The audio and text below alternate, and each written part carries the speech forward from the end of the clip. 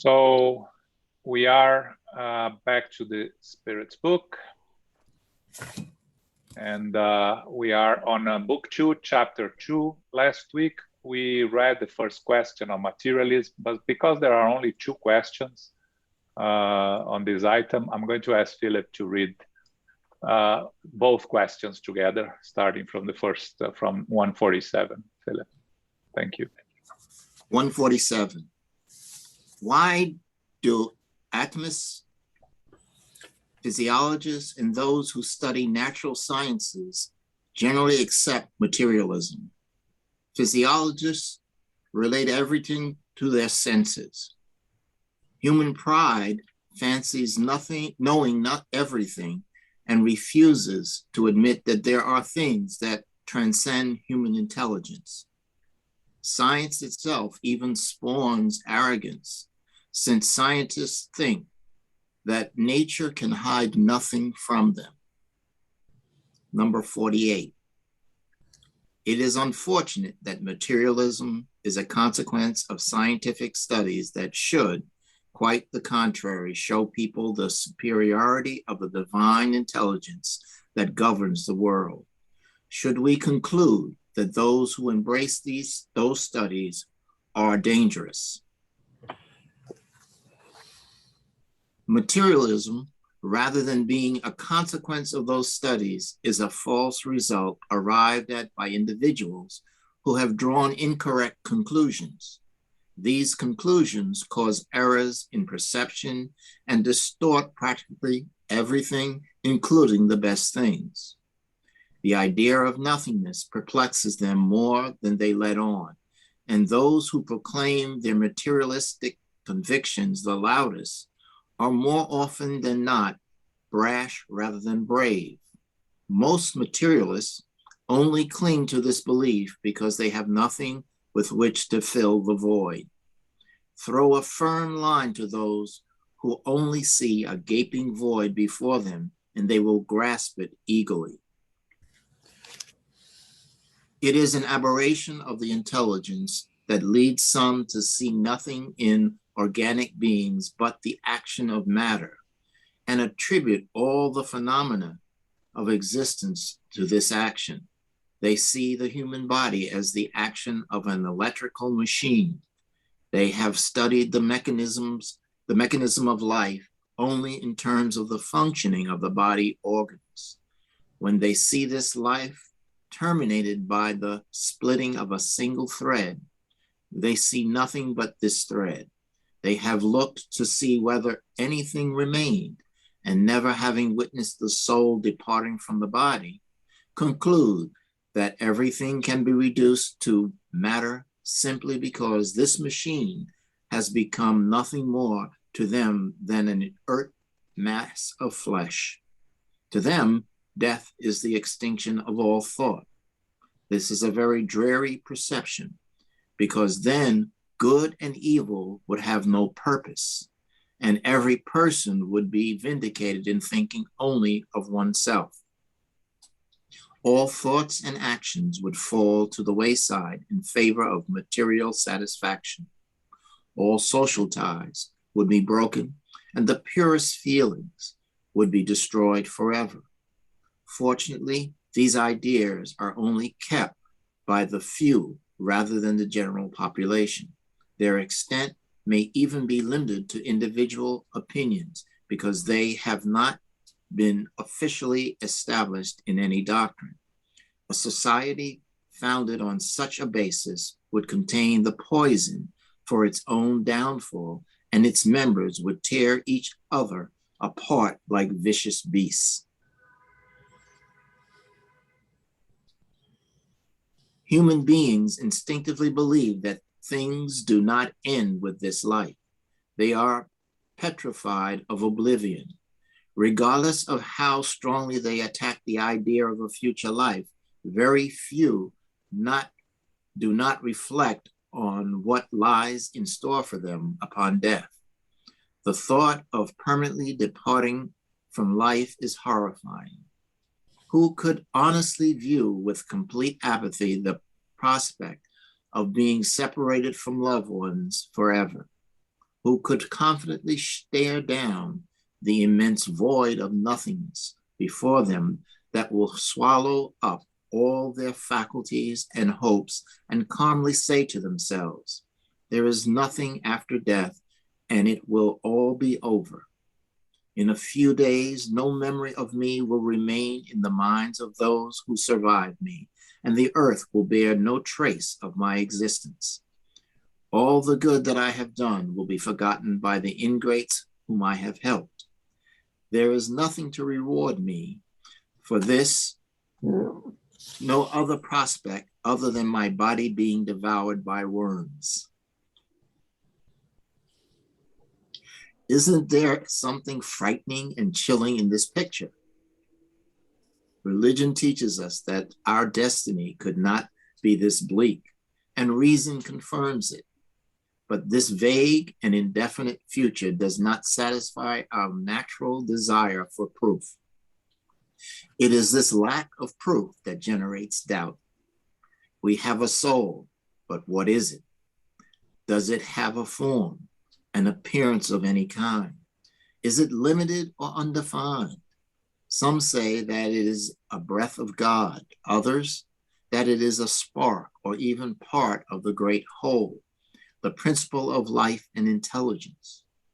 What does this teach us? What is the point of having a soul if it just disappears like a drop of water in the ocean? Isn't this loss of individuality equivalent to extinction for us? The soul is said to be immaterial, but we perceive that which is immaterial as having no defined proportions and therefore no reality. Religion teaches us that our happiness is contingent upon the good or bad we have done. What is the nature of the happiness promised to us in the bosom of God?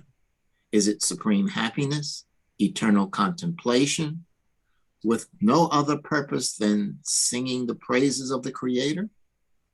Are the flames of hell real or merely a figure of speech? The church itself assumes the latter. But what is this suffering?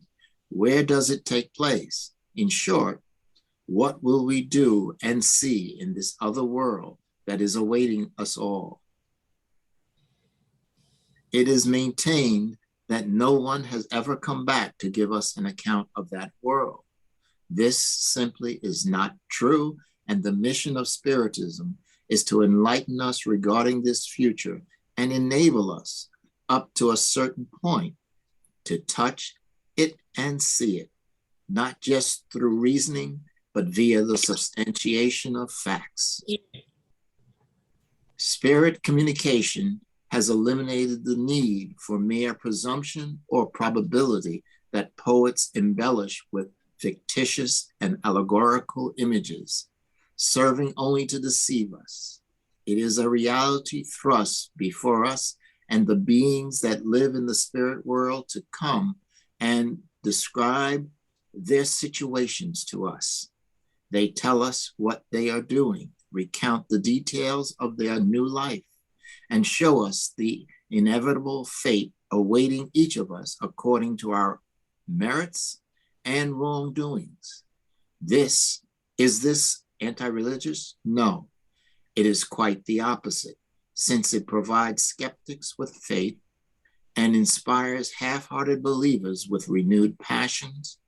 Spiritism is a most powerful support of religion, and we should acknowledge it, God willing, for the purpose of revitalizing our wavering beliefs and principles, plus allowing it to lead us back onto the path of righteousness for the sake of our future happiness.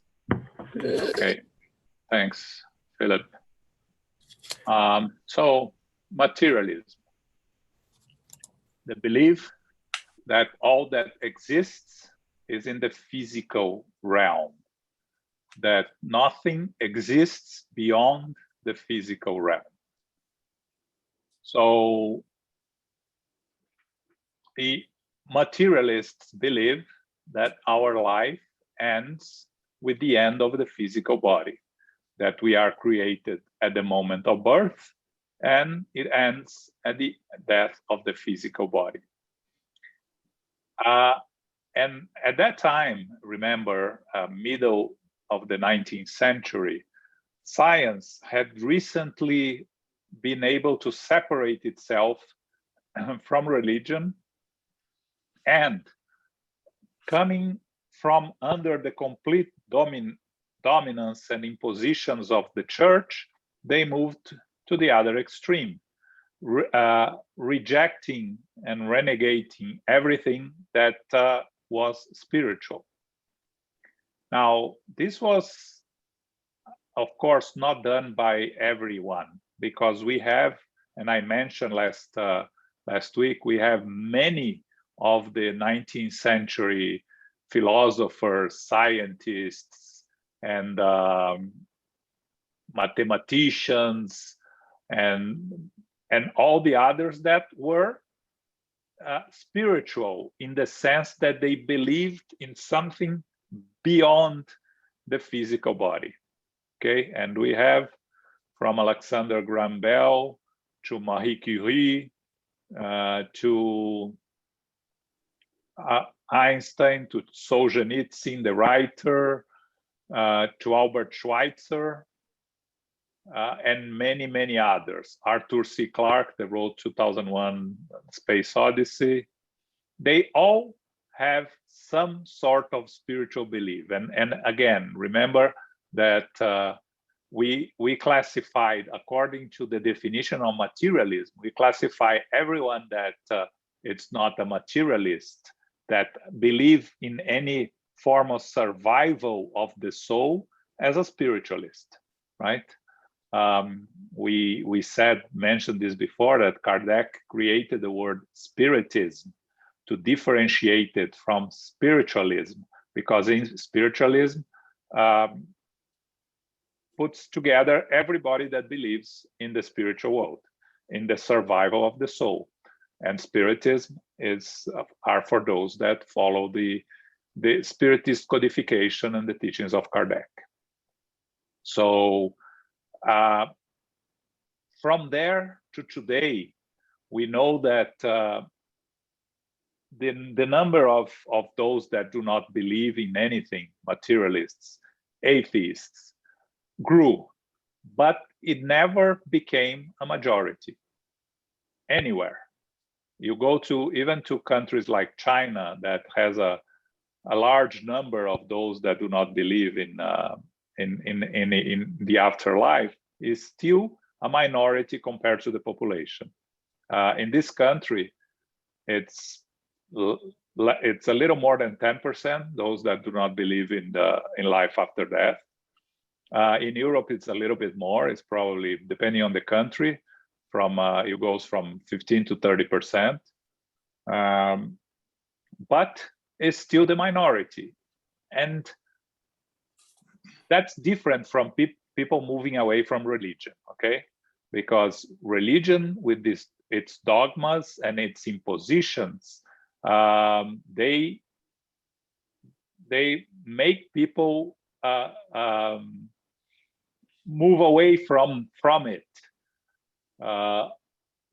but doesn't mean they become materialists. They just don't believe in a specific religion. They believe in spirituality, many times without understanding exactly what happens. But for the scientists, and specifically here, what the spirits are telling us is it's a consequence of them not being able to find any proof according to their own studies, right? When you see a physical body, someone dying, or the physical body of someone dying, you don't see the spirit leaving it unless you are a medium. You don't see anything happening. They have done experiences with it. The famous 21 grams which is the weight of the soul, comes from an experience done with a person being weighted before death and after death, and the difference was 21 grams. But still, they deal with facts that are proved by their own scientific methods. And if they cannot use their own scientific methods, the method of repetition, they don't accept the idea of something else. Now, of course, we discussed this before. There are many scientists that are forced to present themselves as non-believers, because otherwise they'll be rejected by the community. So we know that there are scientists that secretly believe in God or in the survival of the soul, but will never go out in public because they would face problems with their own community. And you remember how Julio used to repeat that and tell us how difficult it was to express the beliefs inside the scientific community. So again, I think that when at the time of Kardec, Spiritism came fighting strongly against materialism, trying to prove to the materialists that there was something else. And I think that with time, and I would say nowadays, Spiritism faces much more opposition from organized religions and much more attacks from organized religions than from materialists, because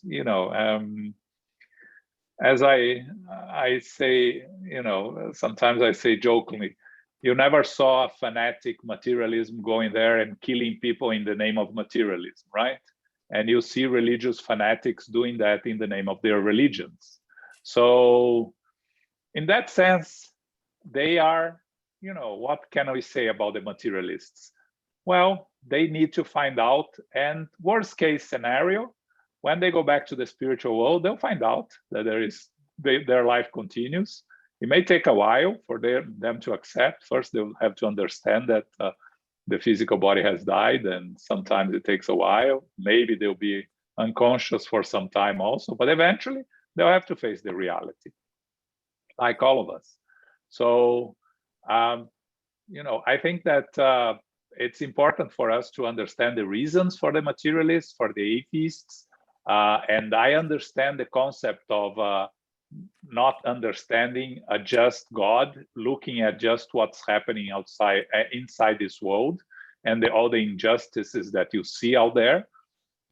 If you don't have a more ample view of us as eternal spirits, of the universe as infinite, it may be very difficult to accept, and a lot of people talk about it, to accept a just God that allows things to happen that are happening every day.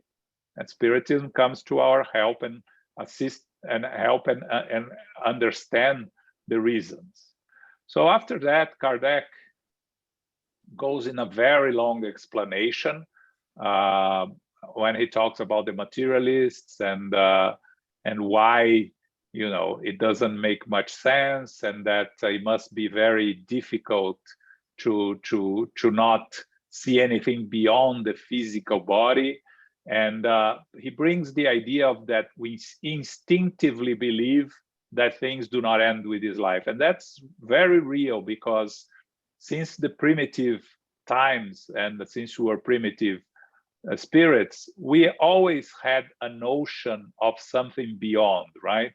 When you talk about those that believe in gods, in several gods, God of rain, God of thunder, like we did in the ancient times, you see that the notion of spirituality, of survival of the soul, it's always there, right?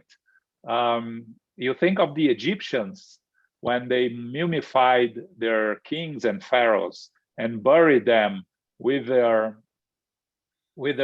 their belongings and with food and everything. Why would they do that if they didn't believe in the survival of the soul, in some form of survival? They thought that the survivors would need food to survive on the other side, and so on, so forth. So this notion of survival of the soul, of spirituality, has been with us since the beginning of times. It's just when, nobody is born a materialist in a new reincarnation. You become a materialist when you rationalize. And I can talk from my own experience, right? I was raised Catholic, and at a certain point, I thought it didn't make any sense. Nothing of it made any sense. So I stopped believing altogether because I couldn't find any reason for all this what's happening around. So, but always with a small view on the possibility of something spiritual that could exist without acting much on it. So Kardec continues talking about the soul and the definition. That was things that we have studied, the definition of the soul, the form. One thing here a word that we are going to try to change in the future, when he says the soul is said to be non-material, because immaterial in English, the first thought is not relevant, not material. It's not wrong, but it's better to use non-material or non-physical or something. So it's interesting when Kardec starts talking about religion here towards the end of this explanation, because remember, when the Spirits book was written, there was no intention whatsoever to make it a religion. And throughout Kardec's life, he never declared that Spiritism was a religion. He always said that he had a religious/moral aspect, but it would be open to people of all creeds and all beliefs. And that's something that we try to reinforce here when we are studying Spiritism, that Spiritism is open to all those that have different beliefs, but want to enlighten themselves and want to have some answers. So Kardec here, he brings the idea that Spiritism is the most powerful support of religion, and that religious people should accept it as an addition to their beliefs. And of course, that's not what happened, right? Religious organizations did not accept Spiritism. Not very long after Kardec published the Spirits book and the Medium's book, there was the famous burning of books in Barcelona. That was in 1863, I think, that the bishop of Barcelona burned all the Spiritist books that were sent to Barcelona to be sold there. And Kardec said that you can burn books, but you cannot burn ideas. So Spiritism actually received a shot in the arm with the burning of the books, because it called the attention. Like everything that calls the attention, people are becoming more interested in finding out what's that all about, right? People that have no preconceived ideas and are curious. So, well, that was the last part of this chapter 2 of book 2, and I don't know if anyone has any comments, questions.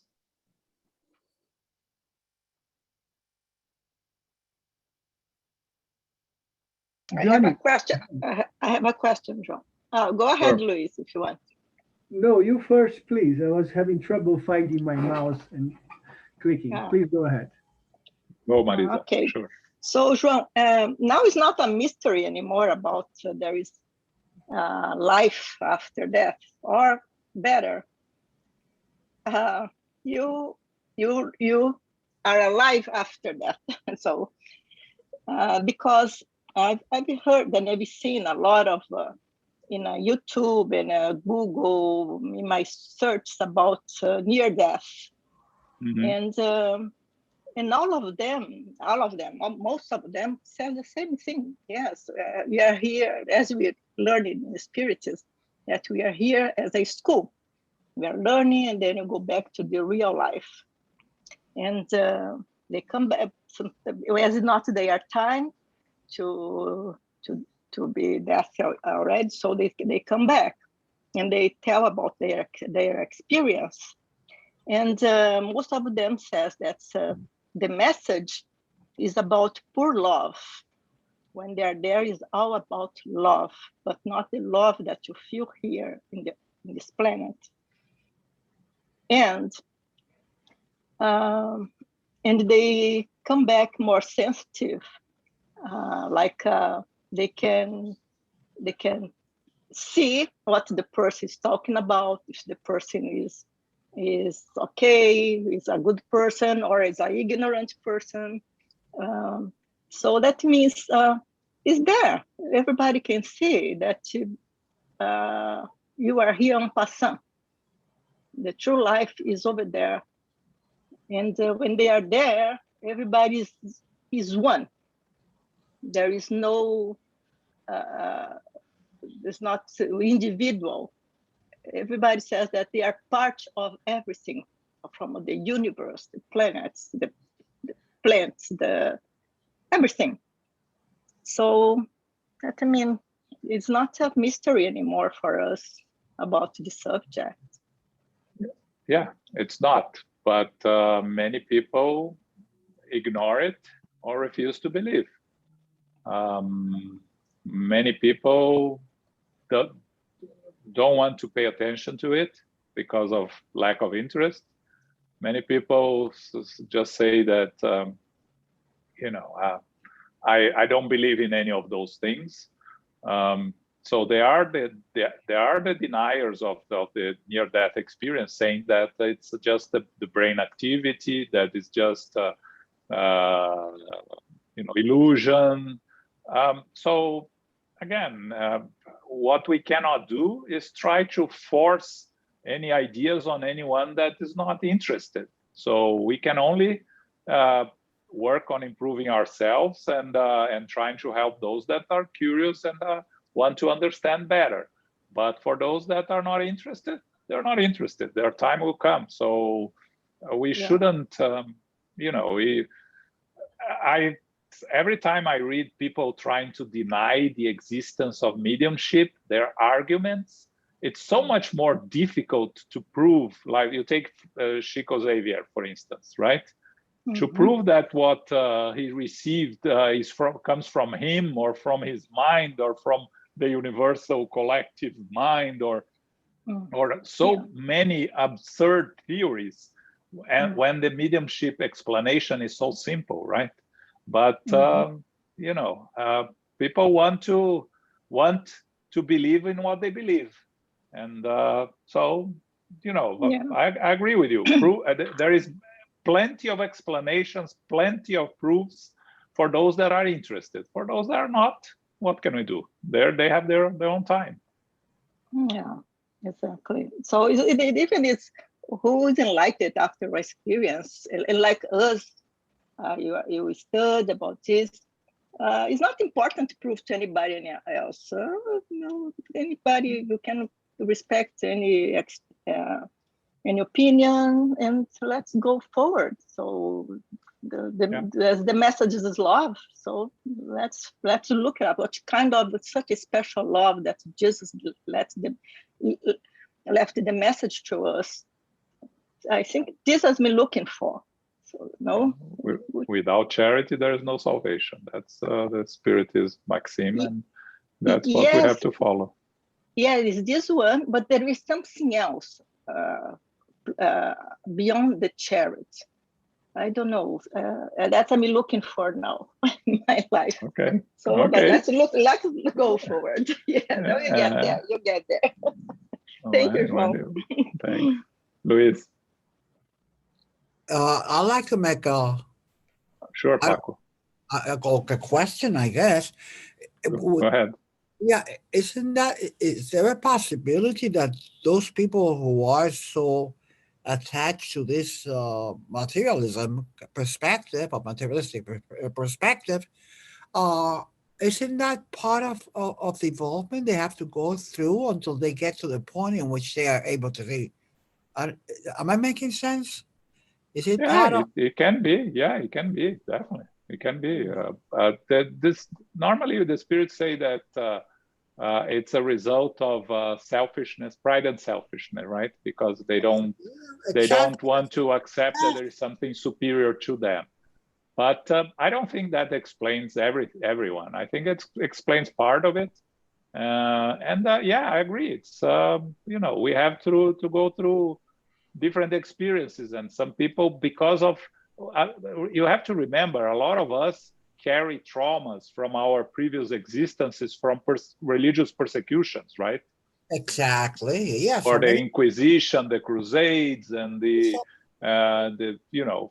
so when you come traumatized by religions, you want to move to the other side, and the other side is materialism. It's not believing in anything. So I believe there is a lot of these people that are it's a consequence of their previous existences, their traumas of previous existences.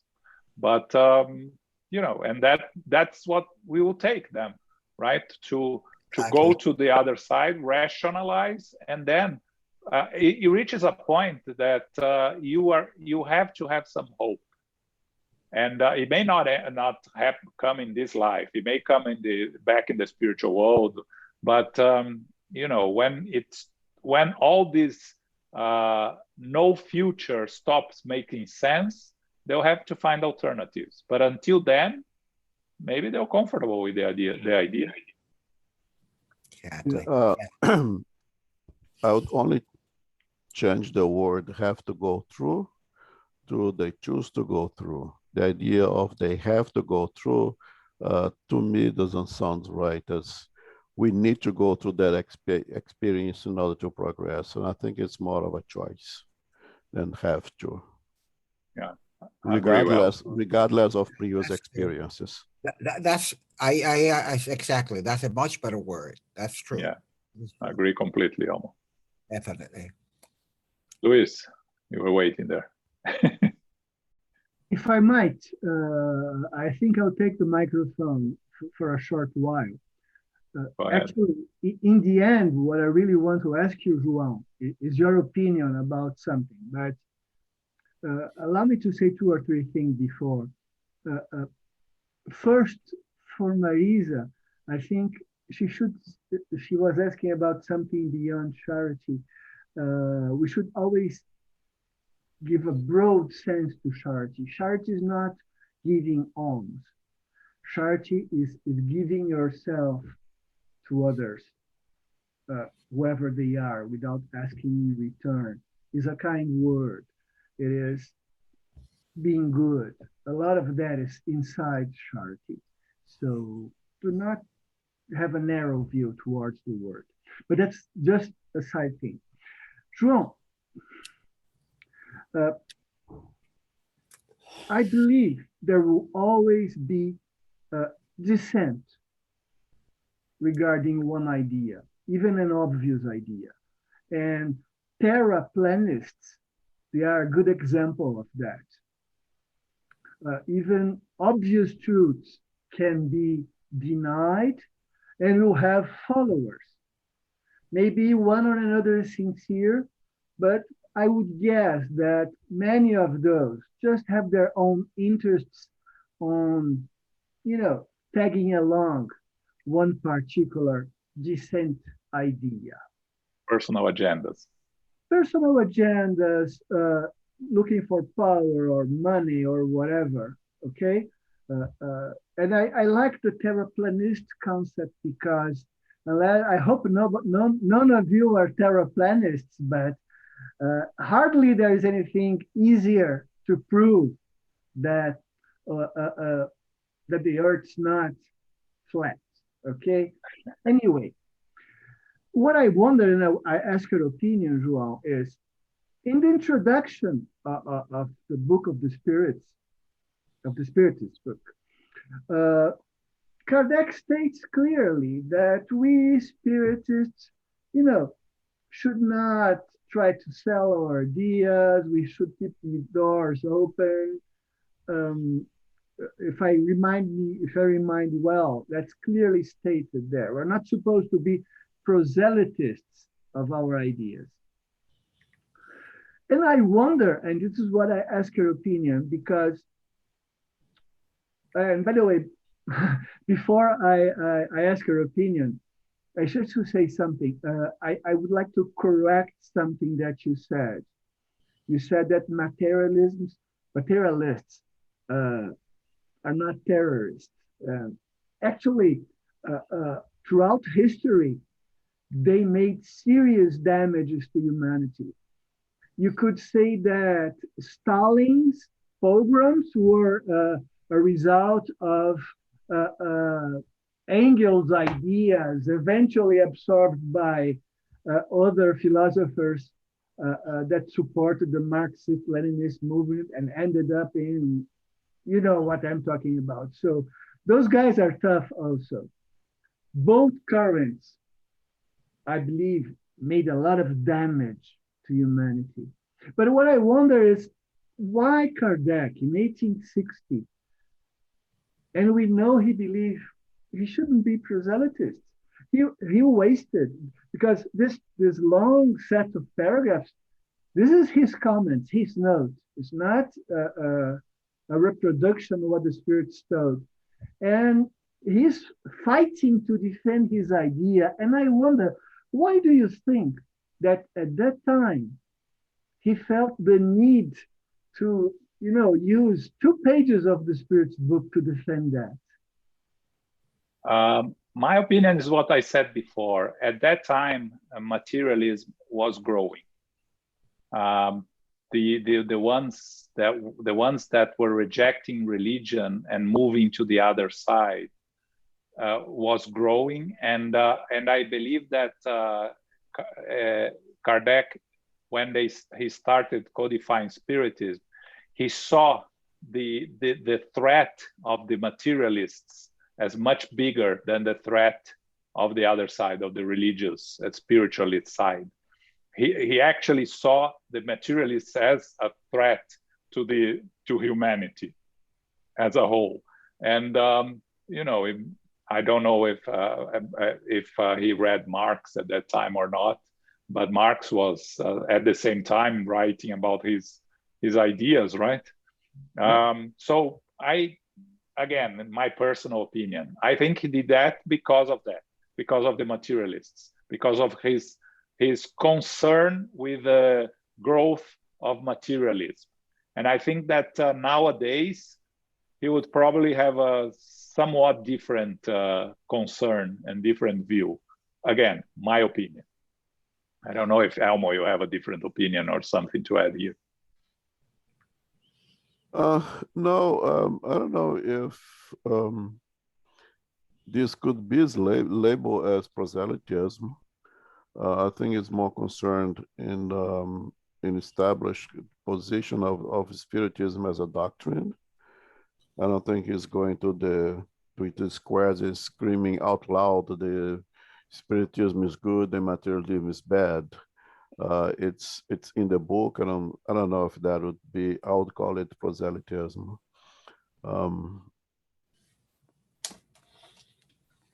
But I think Kardec seeks to be as complete as possible.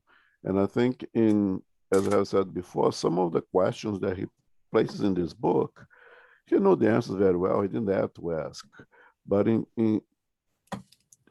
to defend completeness of the book, of making all the possible questions that perhaps you and I would have, trying to put that questions there for us, he needs to be complete as possible. And when you talk about materialism, he seeks to be as complete as possible here as well.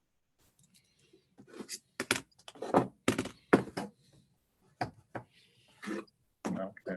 Well, thank you. Thank you for your opinion. I'm still curious because obviously I will always be. I think, why did he choose to write this long passage at this point, and that so many other points in the Spirit's book that would, merit from a long comment. Anyway, thank you so much for both your opinions, Juan and Elmo. Thank you. Right. And I think if you write this today, I don't think you would make any difference. I think you address the same way as he did 200 years ago. Yeah, well, that we all know, right? But that's right. it's a good guess as any other. Okay, so moving on, return to the spirit world from the physical life. So the death of the physical body, that's the chapter. If you remember my presentation of the Spirit's book, that you have everything organized and in the Spirit's book. So we have on this book too, it's the spirit life, right? So you have the going back to the spiritual world, the reincarnation, life in the spiritual world, life in the physical world. You have all these different aspects. So this chapter 3 is return to the spirit world from the physical life. So meaning what happens when we die, okay? All right, Philip. You're on mute, Philip. What happens to the soul at the time of death? It becomes a spirit again, meaning it returns to the spirit world that it had briefly left. Okay, well, this is obvious to everyone, right? Again, the soul, according to Spiritism, is an incarnated spirit. And the answer, it becomes a spirit again. It's kind of not exactly, because it never stopped being a spirit. It just, it's just playing with words there. It's an errant spirit or just a spirit. And the other important thing here, it had briefly left. Sometimes we think our physical life is long, but compared to our time in the spiritual world, which is our true home, it's the incarnation is brief.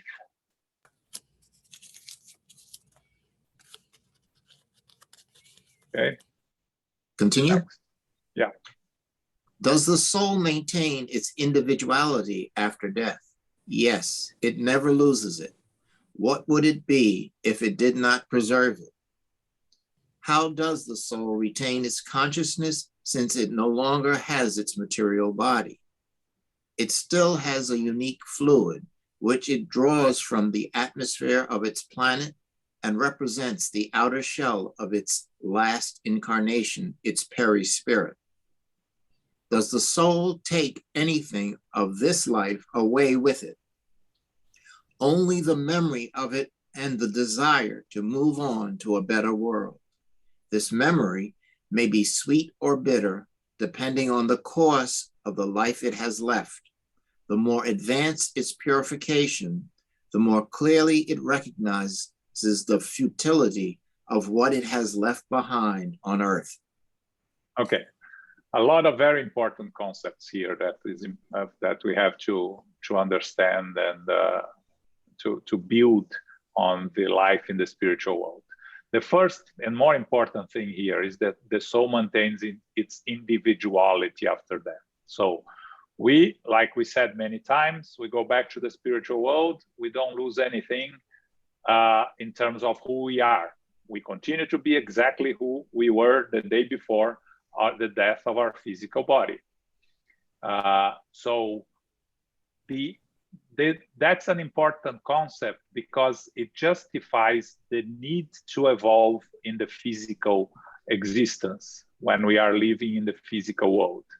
Because if we went back to a whole, we lost our individuality after death, it will make no sense for us to achieve anything in the physical life. We just have to, if we go back to a whole, and doesn't matter what we do here, why would we invest on ourselves, both morally and intellectually, if nothing survives?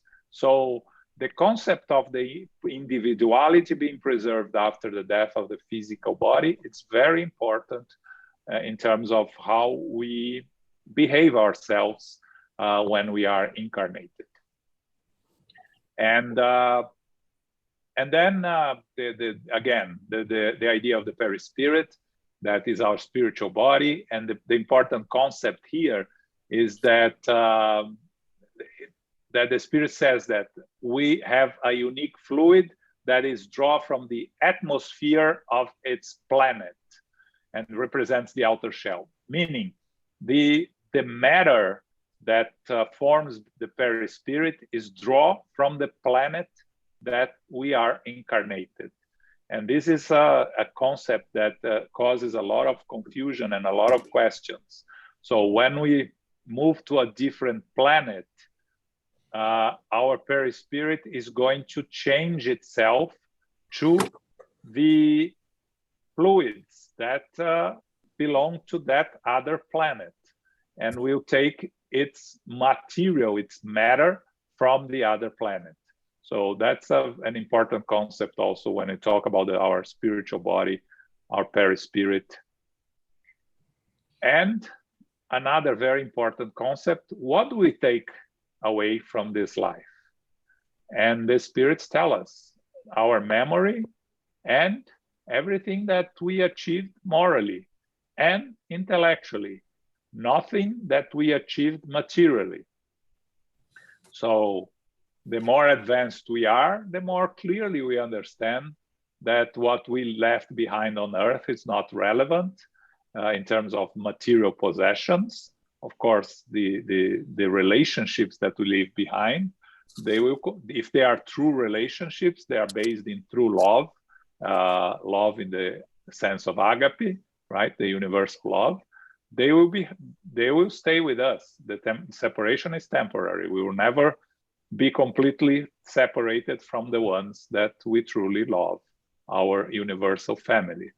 So everything that we can acquire in terms of moral and intellectual advancements here on this incarnation will go back with us to the spiritual world. Everything that belongs to Earth, belongs to the physical planet, will stay behind, our possessions. And that's when we talked about the Egyptians, that was the misunderstanding of the Egyptians. So they thought that the mummies would need in their spiritual life, their material possessions and their needed food or things like that. So that's why they founded in the pyramids rests of traces of food, traces of other material possessions that were buried with the pharaohs. Okay. Any questions here, comments? These are important concepts.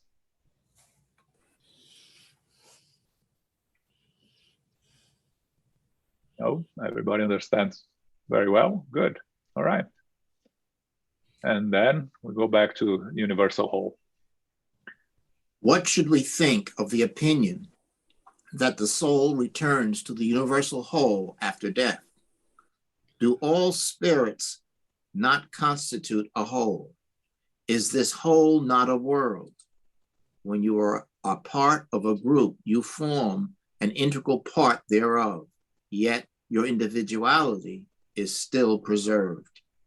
Okay, so going back to that concept of us going back to a universal whole, right? The Spirit tells us, listen, if you consider, let's say, planet Earth as a whole, and everyone that all the 20 to 30 billion spirits that are part of Earth as a world, is a whole, then okay, you will go back to the whole, but the individuality is preserved, and that's an important part. When you are, as they give a very good example, right? You are part of a group, and the group is a whole, but the group has individuals, each one with their own individuality.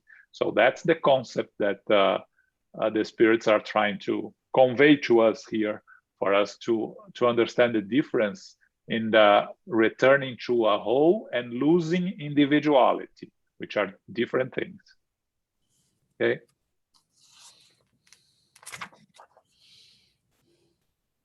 Okay, next, Philip. What proof do we have of the individuality of the soul after death? Has spirit communication not provided the necessary proof? If you are not blind, you will see. If you are not deaf, you will hear. A voice often speaks to you, revealing the existence of a being outside yourself. People who think that the soul returns to the universal whole after death are wrong if they think that. It loses its individuality like a drop of water in the ocean. They are right if by universal whole they are referring to all incorporeal beings of which each soul or spirit is a component. If souls were mixed together into one large mass, they would only possess qualities common to the entire mass, and they would have no special intellectual or moral qualities of their own that would distinguish them from others. In the communications that we have obtained, the spirits clearly demonstrate the possession of self-awareness in addition to a distinct personal will. Their infinite diversity of characteristics is the result of and a testament to their personal individuality. If there were nothing but the great whole swallowing all individualities after death, this whole would be uniform and all communications received from the invisible world would be identical. The proofs of distinct personalities lie in the fact that we meet spirits who are good, bad, educated, ignorant, happy or sorrowful, frivolous or serious, and so on. This individuality is further substantiated when they are able to undeniably prove their identity by providing personal trait details relating to their human life, which may be verified. When they reveal themselves in the form of apparitions, their identity obviously cannot be questioned. We learned about the individuality of the soul in the theory as an article of faith. Spiritism simply makes it a material fact.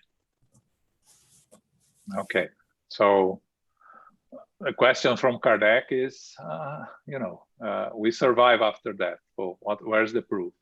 And the spirits tell us the simplest answer, right? The spirit communication. And they say, if you are not blind, or you will see; if you are not deaf, you will hear. If we pay attention even to ourselves and what happens around us, we will perceive the reality of the existence of a spiritual world. But of course, many people just refuse to accept or refuse to entertain the possibility. And then Kardec goes on talking a little bit about why it doesn't make sense for it to be a great whole, because then the communications would lose their individuality, right? We receive communications, and we talk to different types of spirits every Monday, and the books written by the spirits are completely different from one another. You take any books of poems that Francisco Xavier received from different poets, and you see the difference in style, in the similarities with the poems from the living when the poet was alive. Brother X, Humberto de Campos, for those that knew him personally and the first read the books that he psychographed through Chico Xavier, they said that the similarities of the article, the irony and everything was so startling to them that they couldn't imagine that it would be someone else, knowing that Francisco Xavier didn't know Humberto de Campos personally or anything like that. So again, different personalities, different levels of elevation. Sometimes when we see, for those that were able to see apparitions, that nowadays, you don't see materializations much more, but it was more common. You see a spirit that materialized that would be completely different from the medium that allowed the spirit to materialize. And William Crookes with Katie King, the famous spirit Katie King, and the medium Florence Cook. Katie King didn't look like Florence Cook at all, and didn't look like anyone. Didn't look like herself. And they were able to touch her, to make all sorts of experiences with her. And she was an individual spirit that communicated, talking about her and talking about anything that was asked to her. So again, the proofs are all out there. For those that want to seriously and impartially investigate, they will find proofs and will be convinced. For those that are not interested, again, what we discussed here before, we are not going to impose any beliefs, and we are not going to force, and we cannot force anyone to believe in things that they don't want to believe, and we know that doesn't work.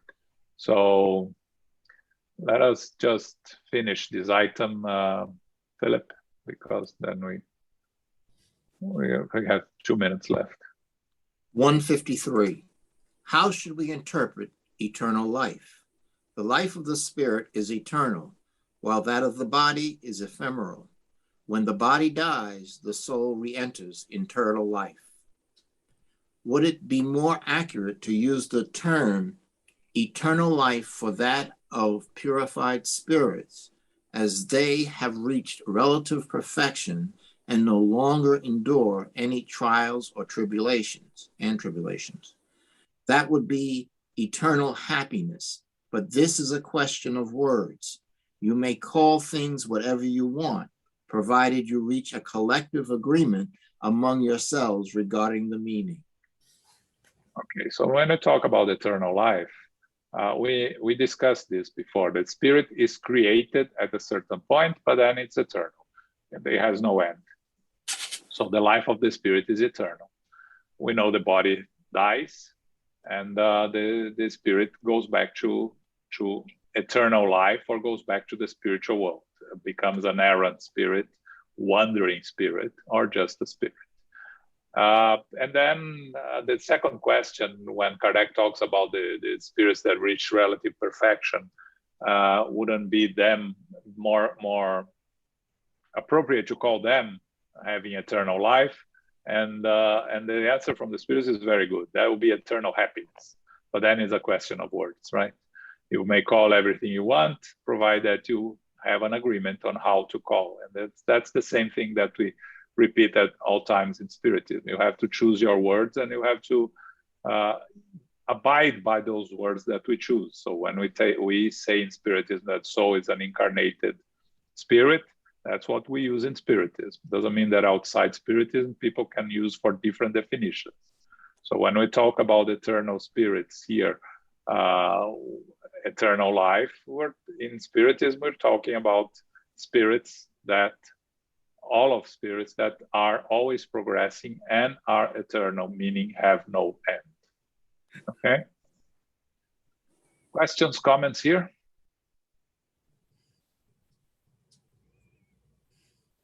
No? Okay, so we stop here. We have a happy announcement to make, as GNY is reopening on July 12th. Wow. Yes. That is good news. Okay, so now the details of the reopening. At the beginning, we will reopen only on Mondays, only for the fraternal assisting meeting, and that followed by what the meeting we used to have on every Monday. fraternal assistance from 6 to 7. And then we are going to read a passage from a book and comments. And then we have the passes, and that's it. That's our reopening starting Monday, July 12th. You know, all workers are vaccinated. So if that's a worry for someone, and you are all welcome to attend if you like. The other schedule will continue to be the same, at least during the summer, and then we will reevaluate, okay? What's the time frame? Time frame for what? The meeting on Monday. It starts at 7 and should be finished by 7:30, 7:40. It's the same one that you used to have on Mondays, with the fraternal assistance for those that one needs to have a conversation from 6 to 7. We'll be there at 6. Okay. But João, how many people are allowed to stay in the room? There is no restrictions according to CDC, right? So we are following CDC rules. There are no restrictions, but of course, we don't expect many people anyway. And you have to use a mask, yeah? It's optional, right? For those vaccinated, it's optional. If you feel comfortable, you're wearing masks. Okay. And we follow CDC. Okay. And they have to have vaccinated as well. Again, if you are not vaccinated, you are required to wear masks. Yes. If you are vaccinated, you are not. Okay, but you know the second virus is growing in the city in New York. Yes, and we are following CDC instructions, and we'll continue to do. And again, if you don't feel comfortable, don't go. It's fine. Yeah. Okay. All right. Thank you, João. Thank you. Bye. Thank you. What about Thursday? So no, Thursday will continue to be here for the time being. Okay, we'll reevaluate later in the summer. So this Saturday we have a lecture by Iasko Aracava from the Spiritist Society of Baltimore at 11 a.m. She's going to talk about humility. Is it a helpful trait in present times? Okay, this is from the United States Spiritist Federation at 11 a.m. this Saturday. And this Sunday, despite being 4th of July, we'll be here. We'll have our meeting. We'll study the book Liberation for those that are not going to have a barbecue or something similar. You can join us at 11 a.m. or you can have the barbecue after the study of the book. Okay, we're going to study chapter 2 of the book Liberation. Okay, Carol, you do our final prayer? Sure. Oh, just before that, sorry. The book club, we are stopping the book club until September, okay? Daniela went to Brazil, so we'll restart the book club on Wednesdays in September. Sorry, go ahead, Carol. Oh, thank you, John, and everyone. Infinite Creator, Supreme Intelligence, we are grateful this evening to be together through the connectivity of Zoom, helping us to remain united, helping us to remain moving forward in our progress. We are grateful to share this with each other, to help each other become more inspired and more forward moving. We know that through our Spirits book, we've been studying book 2, chapter 2, and we know that materialists believe in the body and they believe in the physical senses, not so much the soul, and certainly not the afterlife or the soul moving forward in an eternal way.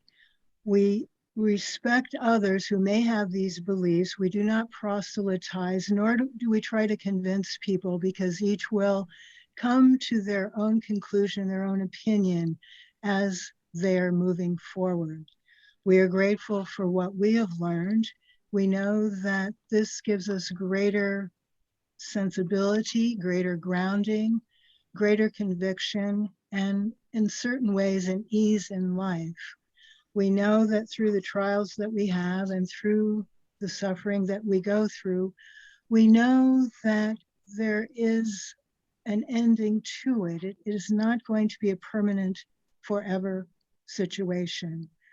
We are grateful for what we have shared this evening. We know that we are receiving clarity and greater enlightenment.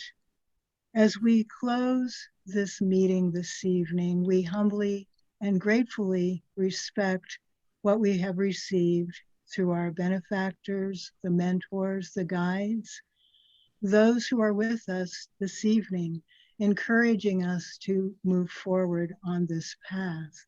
We are grateful for what we have learned and will continue to receive. May we stay connected and may we receive the love and light and peace of Christ within us. And may we return to our loved ones, family, friends, co-workers, and so forth, that we may bring greater energy, greater inspiration, and greater peace.